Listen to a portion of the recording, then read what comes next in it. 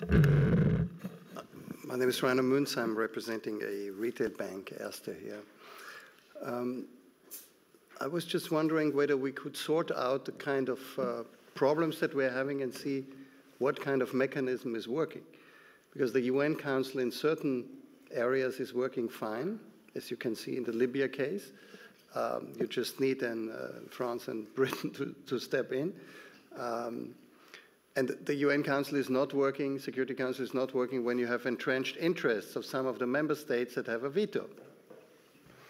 The Middle East is a good example where you can see that part of the veto power of the US has nothing to do with the Middle East, but with the domestic political situation in the US on the ground, and you could think of similar. I mean, I'm just translating this into other. This just serves as an example.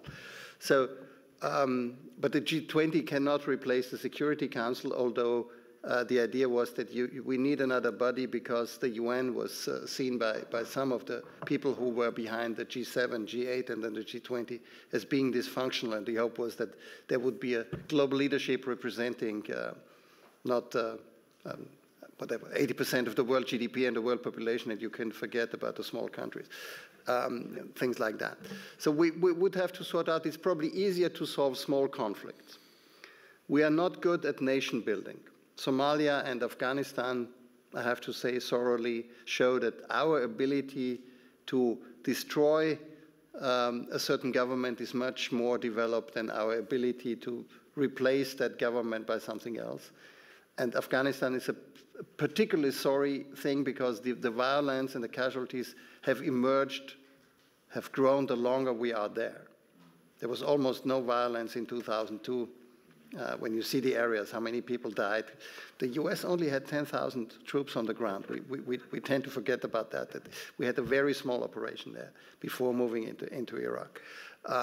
So the question is why and the question is, what could something be done? I mean, you have mentioned Somalia, and you're absolutely right. It was the destruction of the livelihood of the fisheries that first led to the armed groups that tried to get rid of these fisher boats, but then they found out that you can make a business out of it.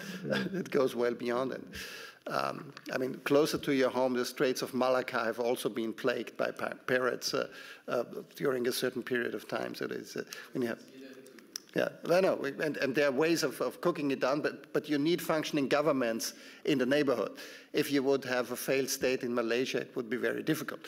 Yeah, just to put it that way. So I think one would try to just figure out what kind of conflicts can be, or what kind of problems can be solved with what kind of regime. And apparently we don't have the organization one size fits all, although the hope was in 1944, 45 that the United Nations would solve this once forever.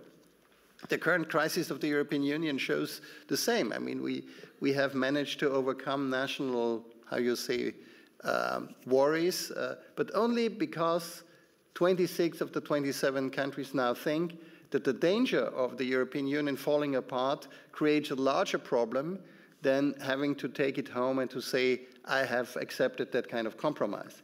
Whereas in normal times when there's no danger, often the idea is when you go back home and say, I have to sell that compromise to my electorate, that's so dangerous, this is why you are blocking certain things. So there you can see that a crisis brings about a kind of integration move. I mean, we don't know whether it will take us there. We'll see how this new treaty arrangement or whatever intergovernmental cooperation that is envisioned among the 26 members will really get us to a mechanism that will be able to cope with government deficits. Because again, I mean, the problem that when you're facing re-election and you have a problem and you can borrow from the markets in order to bail out yourself as a government, this kind of moral hazard element will not go away. Just because the European Court of Justice in Luxembourg will be able to monitor whether you have implemented that law transformed into national law, because we still don't have a functioning sanction mechanism that is built into at least the agreement that was reached. So it remains to be seen. So far, it's the capital markets and the rating agencies that are playing that. And it shows a weakness of democratic governance when parliaments and elected governments are too weak to implement certain reforms that, say, the Black Knight threatening you has to come from the bondholder side, or the unwillingness of investors to buy your bonds. It's a kind of a governance failure that you could say that is built into. Mr. Cleary, you have just developed what has happened after 1989 and this, rise of democracies. But here we have an inherent weakness of democracies when it comes to long-term fiscal responsibility, apparently. You can always hope that the government that will be default is one that comes after you and you will no longer be in office. Yeah, that's a kind of, pushing the buck to the next generation in a way that we have been playing over the last. And in Greece, it has just come to an end, and then in Ireland for another reason. But if it would come to an end in the US, it would be terrible. For the world economy. There's countries like the US or France or Germany could never be bailed out by any mechanism we can think of today. So at least you would need a few responsible governments that would remain in order that you can deal with the smaller ones.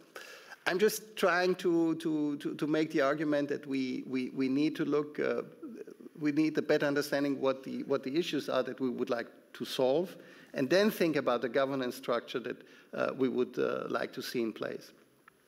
Then the other way around, to hope that we can establish a few like the G20. When the G20 was established, it was not clear exactly what kind of problems should be solved, except for saying some which are left over by the Security Council and other institutions.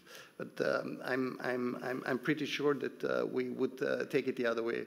It would help us to take it the other way around. And then the group of non-aligned countries becomes irrelevant in that sense, because there is no East-West conflict left where you need a third party to stay neutral in order to mitigate or to play the envoy. And this is why the non-aligned countries have outlived their necessity, including a non-aligned, neutral country like Austria, where we are sitting here, which used to be a bridge between East and West. But you no longer need that when the envoys can talk to each other directly. You don't even need a neutral. So it's the last thing that remains is when the US and Russia wants to exchange spies. It still takes place in places like Vienna.